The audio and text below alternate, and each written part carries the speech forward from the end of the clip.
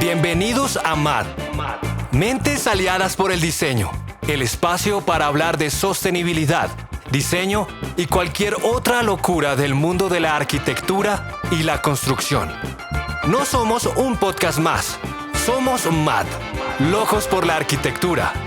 Bienvenidos. Hola, soy Juan Giraldo, su anfitrión del día de hoy en MAD, locos por la arquitectura. Hoy vamos a hablar un tema previo a todo lo que es el diseño arquitectónico, que es el análisis climatológico. Y para eso tenemos dos invitados que tienen amplia experiencia en este tema, son Andrés García y Natalia Medina. La intención es un poco, a partir de sus experiencias y conocimientos, ver una perspectiva de un ingeniero civil, que me arriesgo a decir que es el único ingeniero civil consultor bioclimático de Colombia, y una arquitecta que de pronto tiene un lenguaje más similar al que yo manejo, que también soy arquitecto. Bueno, bienvenidos, la idea es un poco conversar sobre este tema y muchas gracias por el espacio. Gracias a ti, Juan. Muchas gracias, Juan. No, y muchísimas gracias a Axiplas por este espacio. Bueno, primero quisiera un poco como entrar en materia hablando de lo que es el análisis climático en la arquitectura, porque para ustedes, ¿cómo lo abordan en su experiencia, en sus oficinas, en los procesos de consultoría? Porque no todo el mundo entiende qué es analizar el clima. A veces solo se describen gráficas o se pone una información que se vuelve básicamente información que rellena pero que no saca conclusiones. Entonces sí quisiera como escucharlos a ustedes, como qué es para ustedes el análisis climatológico, qué impacta esto en la arquitectura o cómo lo abordan desde sus ejercicios profesionales. No, pues Natalia, primero las Primero damas. las damas. Sí. Bueno, a mí ese punto me parece que es bien importante. Porque considero que analizar el clima, no solo digamos, si estamos hablando de un proyecto, por ejemplo, en una ciudad, desde las bases del IDEAM, sino también ir al lote, ir al sitio, tomar mediciones que digamos en torno a ese tema, pues hay controversia, ¿no? Porque hay gente que dice, no, pero ir un ratico, pues no es lo mismo. Yo creo que hay que hacer las dos cosas, coger las bases oficiales, que en nuestro caso, pues en Colombia serán del IDEAM, en otros países, pues de otras instituciones de gobierno, y ir al sitio y hacer mediciones profundas. Ahorita, por ejemplo, yo desde hace unos años también intento meter mucho lo de la calidad del aire, porque damos por hecho, por ejemplo, que ventilar de manera natural siempre es la mejor opción, pero ahora estamos con ciudades muy contaminadas. Entonces, por ejemplo, esa parte que a veces antes no se tenía tan en cuenta, creo que se va a volver cada vez algo más importante a analizar y contemplar si estamos generando una ventilación adecuada y con calidad del aire para los ocupantes. Y también pues creo firmemente que ir al contexto y hacer unas mediciones de levantamiento le da a uno como otro punto de vista para abordar la edificación, y no solamente desde los puntos de temperatura, humedad, vientos, bueno, usualmente como los ítems de siempre, sino también ver las sombras del contexto. Muchas veces uno va, por ejemplo, y también hay vallas publicitarias de edificaciones muy altas en ciudades que se van a hacer, que al final van a terminar pues tapando toda la soleación del lote o parte de, y van a cambiar cómo se mueven los vientos, bueno, etcétera. Entonces sí creo que esa es como la base para tener una buena aproximación al proyecto futuro. Y digamos, no hacerlo todo desde el computador, uno sentado en su escritorio, alejado del territorio, sino muy importante como entender el territorio y lo que está pasando en ese momento. Claro que sí. Andrés, ¿qué nos compartes tú? No, pues yo creo que digamos que me uno a lo que dice Natalia. Me parece como que es súper importante que sí se haya como una verificación en sitio. Muchas veces uno pues se apoya en Google Maps y todo eso, pero pues uno sabe que las fotografías desafortunadamente en Colombia son como cada 6 meses o cada año, y puede ser un diagnóstico que tenga uno inicial, puede ser que cuando se vaya a construir o se esté diseñando es completamente diferente. Una cosa, digamos, que para mí el análisis climático sí parece, o sea, y a veces hay gente que no le pone tanta atención, pero cuando se desarrolla el estudio, uno tener un buen archivo, o sea, tener una muy buena base climática por ejemplo, le puede ayudar a uno a decidir si el proyecto, un espacio va a tener aire acondicionado o no, si yo puedo ventilarlo naturalmente o se va con aire acondicionado. Y muchas veces lo determina el clima, ¿sí? Entonces yo creo que sí es un tema muy importante que a veces, digamos que se ha pasado como, oiga, es como más como una parte de presentación, como que de relleno, colocamos, casi todo el mundo coloca las mismas gráficas y eso, y va para adelante. Pero a mí sí me ha pasado que, por ejemplo, si uno no lo estudia muy bien, puede tener problemas y digamos que hacer análisis un poco erróneos. ¿Por qué? Porque, por ejemplo, mi proyecto yo me voy a durar 2 años diseñándolo, 3 años construyéndolo, son 5 o 6 años en ese proceso, y el proyecto va a operar los próximos 50 años. Y las bases climáticas que uno tiene son de los últimos 10 o 20 años. Y pues el tema del calentamiento global es una realidad y digamos que de alguna forma uno no puede diseñar o digamos que desarrollar estrategias con un clima de hace 10, 20 años cuando el proyecto va a operar en los próximos 30 teniendo unos cambios de temperaturas, de variables. Entonces, digamos que para mí hay como un efecto, o sea, hay muchas cosas que digamos que se tienen que poner atención y se tienen que poner, por ejemplo, a mí me ha pasado en proyectos que uno mide. Sí, mide, coge por ejemplo en Bogotá la red de calidad de monitoreo del aire o en Medellín, ¿cómo se llama? El CIATA, ¿sí? Uno lo coge con el IDEAM, son completamente diferentes, uno calibra, mide y uno a veces se da cuenta que, oiga, que hasta los mismos archivos que uno ha construido toca como meterle mano, calibrarlos, ajustarlos, porque pues digamos que sí, el calentamiento global es una realidad que lo estamos viviendo.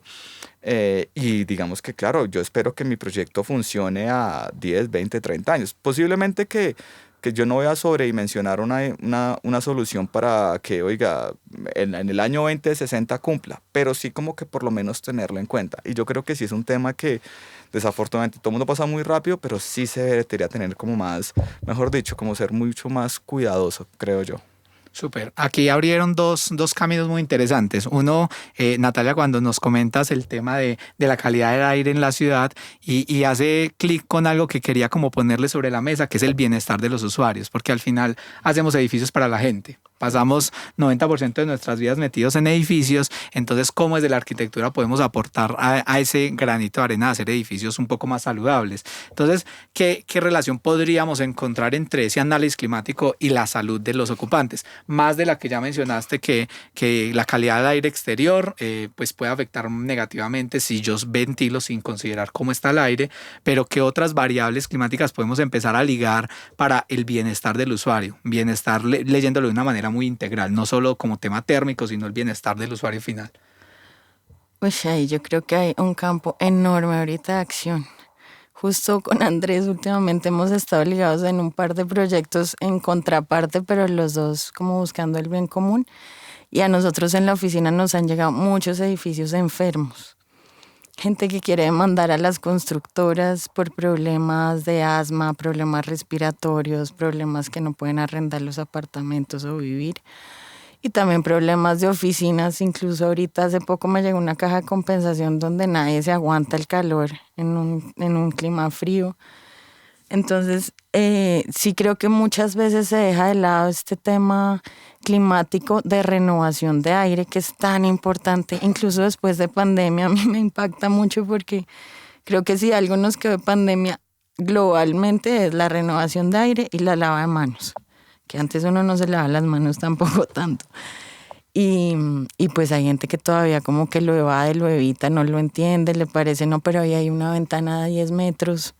Sí, entonces creo que hay muchos edificios enfermos que a mí cuando me meto en ese tema como de apoyar demandas o de apoyar problemáticas, lo que más me genera angustia es que son familias o gente, sí, que ha metido sus ahorros, o sea, hay todo un tema atrás humano duro y muchos edificios con problemas de condensación muy altos por niveles freáticos, falta de asoleación en fachadas por las alturas de los mismos edificios, cosas que uno dice, en este momento es muy difícil echar reversa porque son más como de la arquitectura, de la volumetría, de la implantación, que de engallar, digamos, ciertas cositas.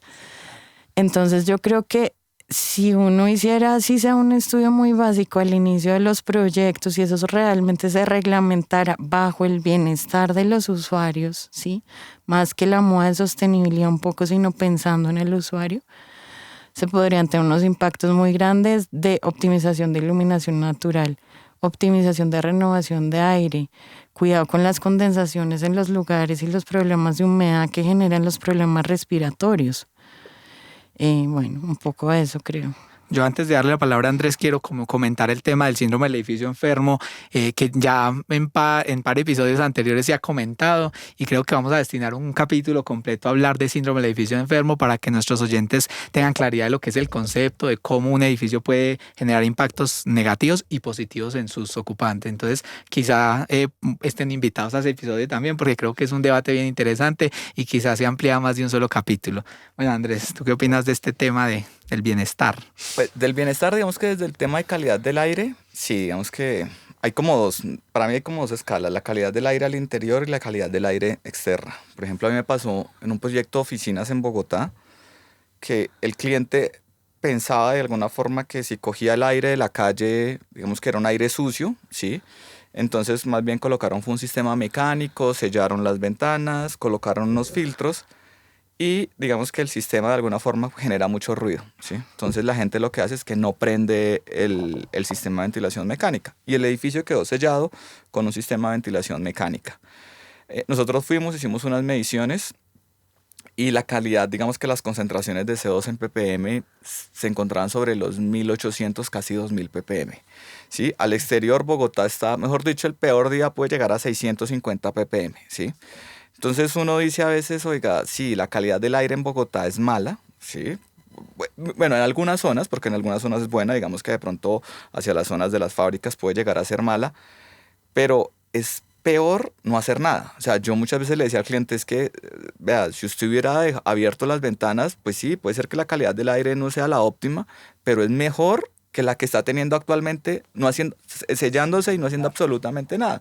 Entonces, digamos como que a veces el cliente tiene como una expectativa, obviamente que pasan muchas cosas en las obras, ¿sí? Y para mí sí, por ejemplo, a mí me dicen, oiga, en Bogotá, para mí sí, puede ser que esté, digamos que frente a una vía, puede ser que esté de pronto hasta en una zona industrial, pero pues oiga, va a ser 1000 veces mejor el aire que yo estoy cogiendo afuera que si no le pongo ningún sistema. Entonces, digamos que por ese lado, a mí se me hace, digamos, un tema muy importante que sí, como lo decía Natalia, que lo dejó la pandemia, que yo creo que sí el tema de calidad del aire, ahora el tema, digamos, que salió hay como resoluciones, todo el mundo quiere como que las interventorias, todo el mundo diga que se ventile, que se ventile, que se ventile. Yo creo que fue algo muy bueno. Y obviamente en el tema de bienestar, pues es que, como decía Natalia, pasa uno, o sea, para mí bienestar son muchas variables que se tocan. Sí, está el tema de calidad del aire, iluminación, temperatura, acústica, olores. O sea, para mí digamos que ya es como una gran dimensión. Yo creo que desde el punto bioclimático uno trata como a centrarse en ciertos aspectos, que sí, que hay un trabajo que desafortunadamente en Colombia y por ejemplo en Bogotá la normatividad es nula. Sí, usted acá puede hacer de alguna forma una casa. O sea, para mí yo siempre digo, desde que no se caiga, o sea, la normatividad está hecha para que las casas y los proyectos no se caigan, pero para que se ventilen bien, que tengan usted puede hacer lo que quiera. O sea, digamos que de alguna forma en otros países están como muy, oiga, hay normatividad del tipo de sándwich, de la ventilación, de la iluminación. Acá, afortunadamente para los arquitectos y desafortunadamente para los ocupantes, usted puede hacer lo que quiera desde que no se caiga. ¿Sí? Entonces yo creo que sí toca trabajar mucho y, mejor dicho, y el espectro es muy grande en temas de bienestar. De acuerdo. Y si hablamos un poco de varios contextos, nos hemos centrado mucho en Bogotá. Yo sé que la gran mayoría de las experiencias están en la capital por el campo inmobiliario que se desarrolla y porque ustedes, digamos, están radicados en la ciudad, pero en otros contextos colombianos, ¿qué desafíos en tema climático han encontrado ligados a este tema del bienestar? ¿Cuál es el desafío, por ejemplo, en nuestra zona costa, en la zona norte del país?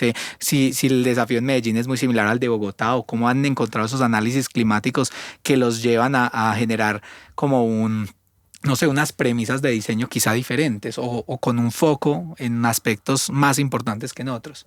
¿Qué retos han encontrado en diferentes zonas?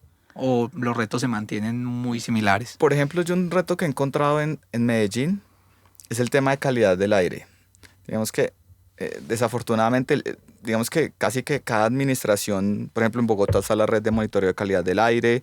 Yo sé que en el Valle del Cauca, la Universidad del Valle ha hecho unos estudios de calidad del aire, pero no hay como algo normalizado. Entonces, por ejemplo, cuando uno va a buscar información al CIATA, es información en bruto que uno tiene que cogerla, descargarla, tratarla, tabularla, exacto. Hay por allá unos informes, pero uno como que la verdad no son muy útiles. Y por ejemplo a mí me ha pasado en proyectos que cuando uno mira Medellín y lo mira entre una normatividad internacional como el ASHRAE 62.1 para ventilar naturalmente un espacio que cumpla esa normatividad, por ejemplo si el proyecto se va a certificar LEED, no cumple.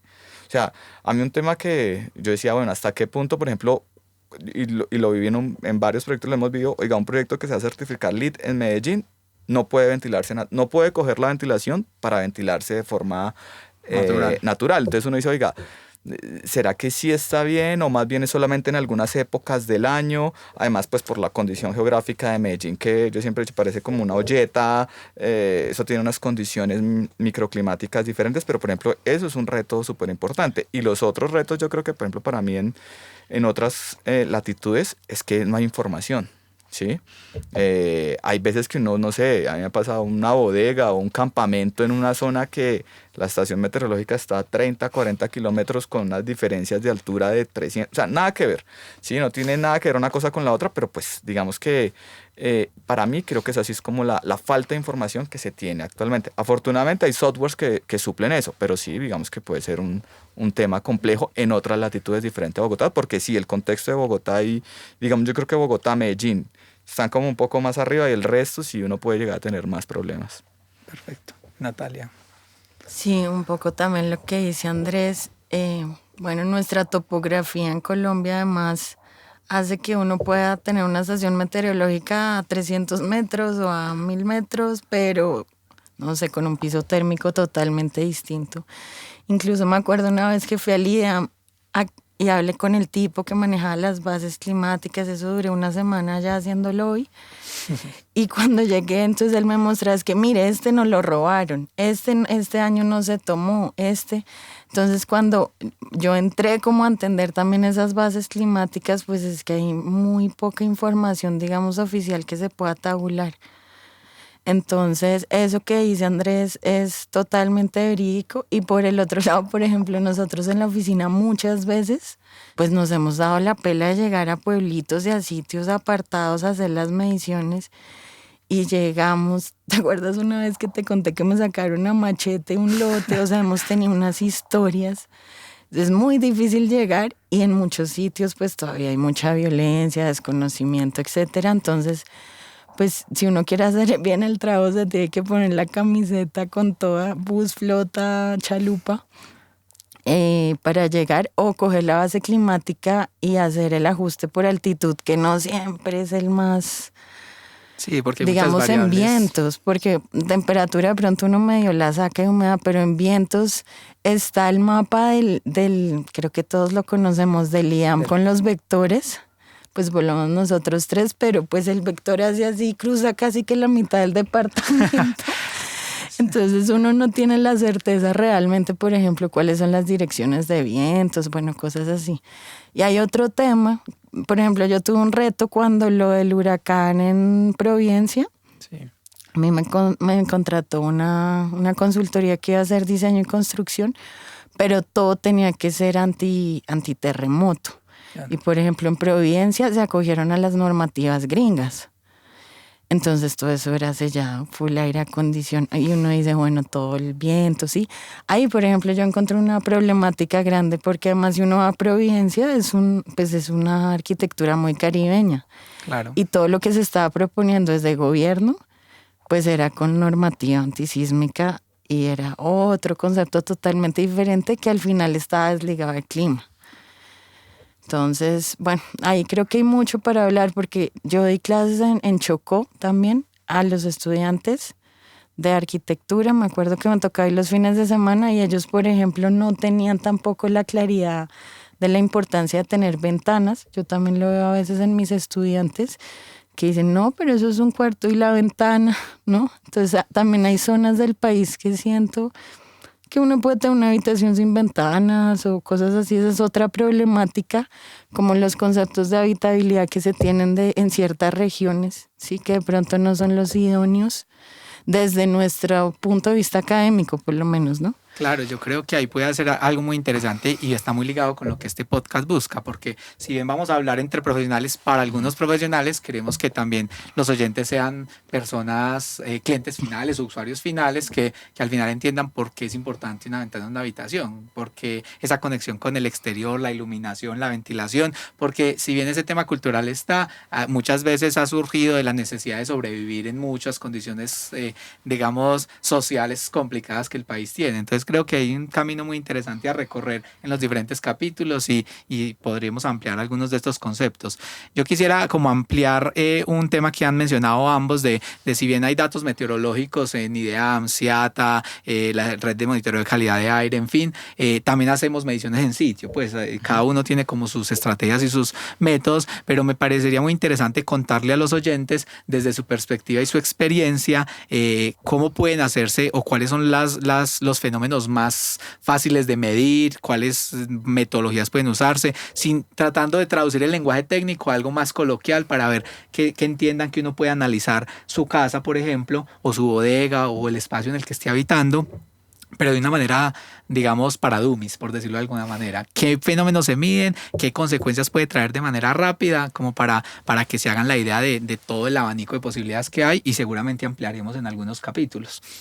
Pues yo creo que comprarse los aparatos básicos, termómetro higrotérmico que midan temperatura y humedad. Para mí es muy importante, por ejemplo, si hay un edificio, un espacio ya construido, el termómetro radiante, la temperatura radiante. Por ejemplo, hay sitios donde las tejas solamente con la medición uno se da cuenta que ahí está el problema, o la placa de contrapiso.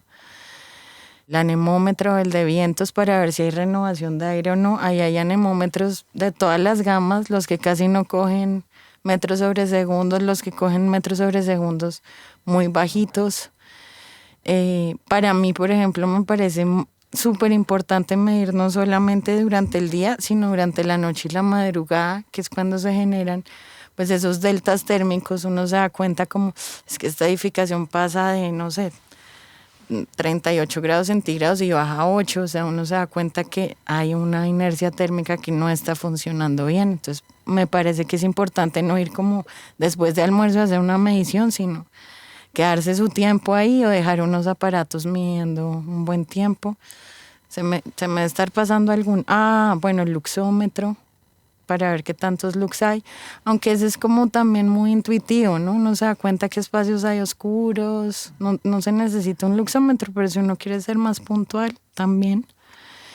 Y no sé, de pronto me falta alguno por ahí que se me va ahorita. Calidad del aire, yo creo que, por ejemplo, en mi caso... calidad del aire, sí. Sí, digamos que uno puede, para mí es como diferenciar dos. Uno, mediciones al exterior y mediciones al interior, ¿sí? Porque aunque uno crea que son...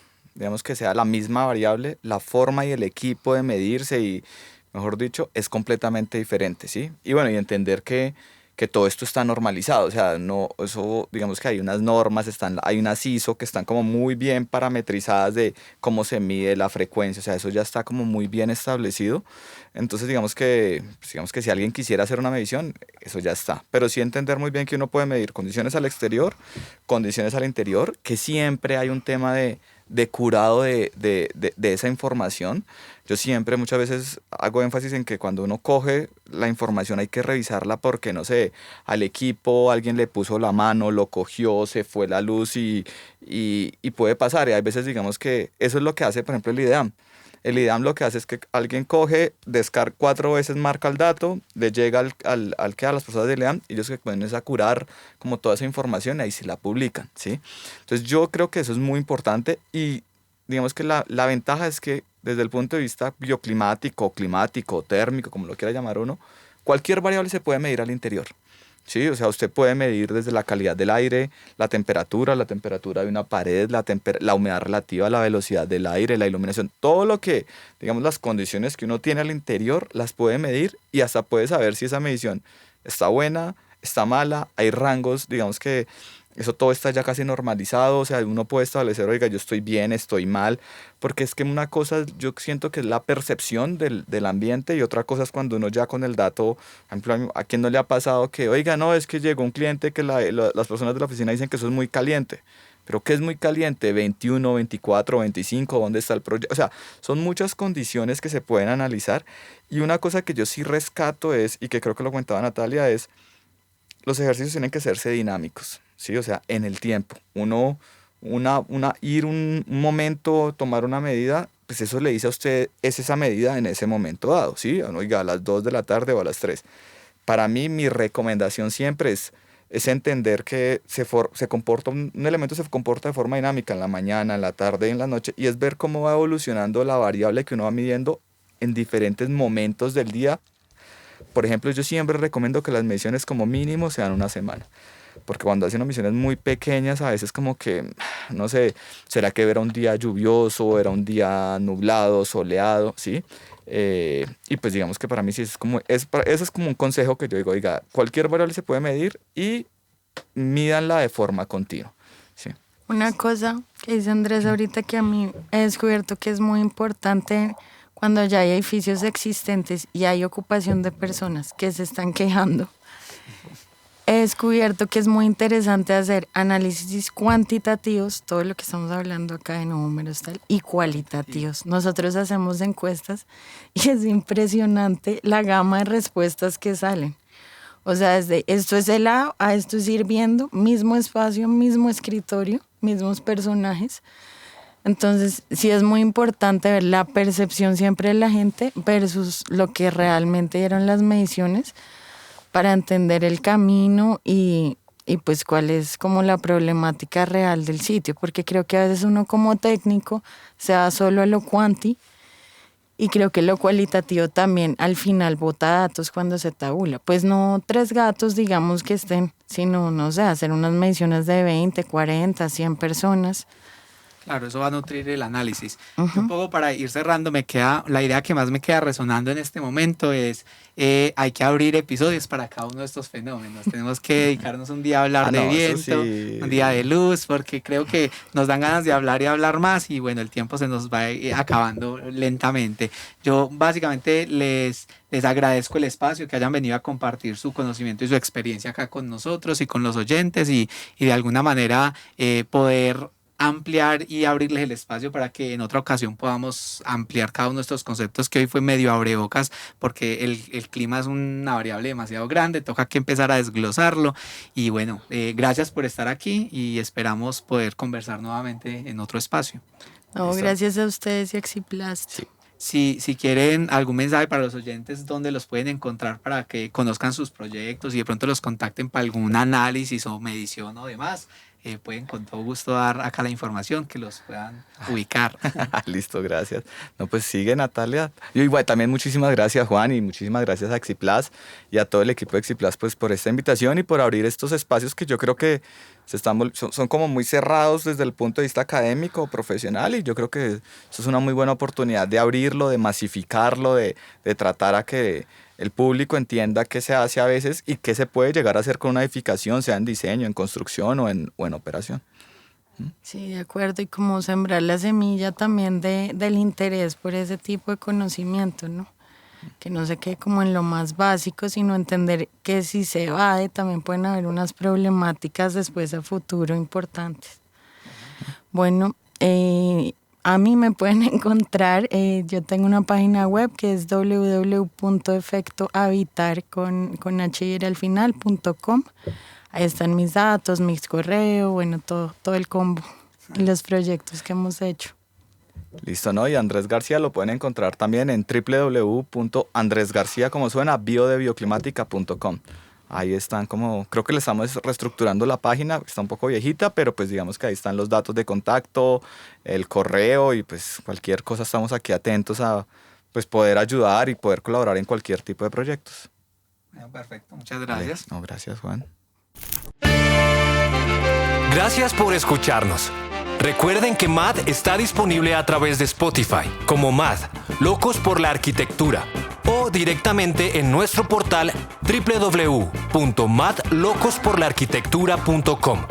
Allí encontrarán videos, resúmenes, el perfil de todos nuestros invitados y, por supuesto, más locuras contadas de la mano de los expertos. No olviden darle like a este episodio, seguirnos e invitar a sus amigos a seguir este lindo espacio. Si tienes un tema y quieres acompañarnos, no dudes en escribirnos en nuestra página web. Seguro te leemos. Gracias por escucharnos. Nos vemos en un próximo episodio de MAD, Locos por la Arquitectura.